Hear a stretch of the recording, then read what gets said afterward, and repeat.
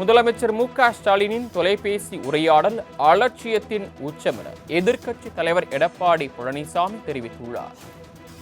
கொலை செய்தது உங்கள் அரசு, சாரி என்பதுதான் உங்கள் பதிலா என அவர் கேள்வி எழுப்பியுள்ளார்.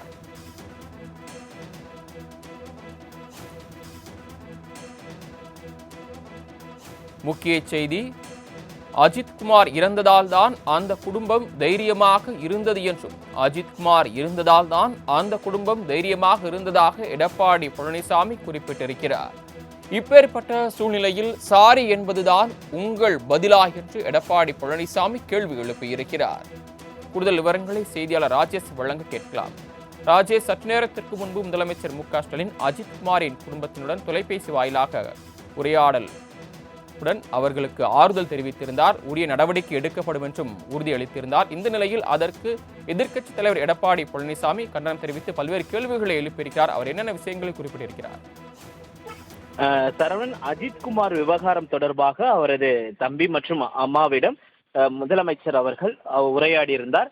அந்த உரையாடலில் சாரிமா என்று பல்வேறு கருத்துக்களை அவர் தொடர்ச்சியாக தெரிவித்திருந்து, அதனைத் தொடர்ந்து இந்த வழக்கை சிபிஐக்கு மாற்றி முதலமைச்சர் உத்தரவிட்டிருக்கக்கூடிய இந்த சூழ்நிலையில் அதிமுகவின் பொதுச் செயலாளரும் தமிழக எதிர்க்கட்சி தலைவருமான எடப்பாடி கே பழனிசாமி முதலமைச்சரனுடைய இந்த உரையாடல் என்பது அலட்சியத்தின் உச்சம் என்று அவர் குறிப்பிட்டிருக்கிறார். இது தொடர்பாக தனது எக்ஸ் தளத்தின் வாயிலாக, கொலை செய்தது உங்கள் அரசு, சாரி என்பதுதான் உங்கள் பதிலா, அஜித்குமார் இருந்திருந்தால்தான் அந்த குடும்பம் தைரியமாக இருந்தது, அவர்கள் தைரியத்தை கொலை செய்துவிட்டு தைரியமாக இருங்கள் என்று சொல்வதற்கு என்ன தைரியம் இருக்க வேண்டும் இந்த பொம்மை முதல்வருக்கு?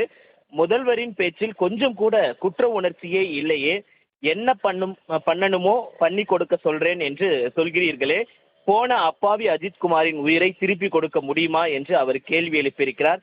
வேற என்ன செய்துவிட போகிறீர்கள்? கள்ளக்குறிச்சி கள்ளச்சாராய மரணங்களின் போது உறவினர்களை அஞ்சலி செலுத்த கூட விடாமல் காசை கொடுத்து அவர்களின் குரலை ஒடுக்கலாம் என்று முயன்றீர்களே, அதே போன்ற முயற்சி தானே இதுவும்? அஜித்குமார் இறந்து 4 நாட்கள் கழித்து எதிர்க்கட்சியான அதிமுக சார்பாக நீதிமன்றத்தில் வழக்கு தொடரப்பட்டு அதன் அடிப்படையில் நீதிமன்றம் விசாரித்து கடுமையான விமர்சனங்களை வைத்த பிறகு எஃப்ஐஆர், கைது எல்லாம் நடக்கிறது. உங்கள் ஆசை வார்த்தை தமிழ்நாட்டு மக்கள் இதுவரை ஏமாந்தது போதாதா?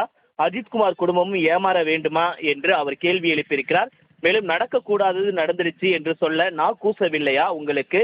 இது என்ன முதல் முறையா உங்க ஆட்சியில் நடந்திருக்கிறதா? இது 25வது முறை என்று அவர் சுட்டிக்காட்டியிருக்கிறார். மேலும் இந்த அரசு எப்படிப்பட்ட நடவடிக்கை எடுக்கும் என்பதற்கு இந்த அலட்சிய போட்டோஷூட் போன் காலே சாட்சி என்று அவர் தனது எக்ஸ் தளத்தின் வாயிலாக கடுமையான விமர்சனங்களை முன்வைத்திருக்கிறார்.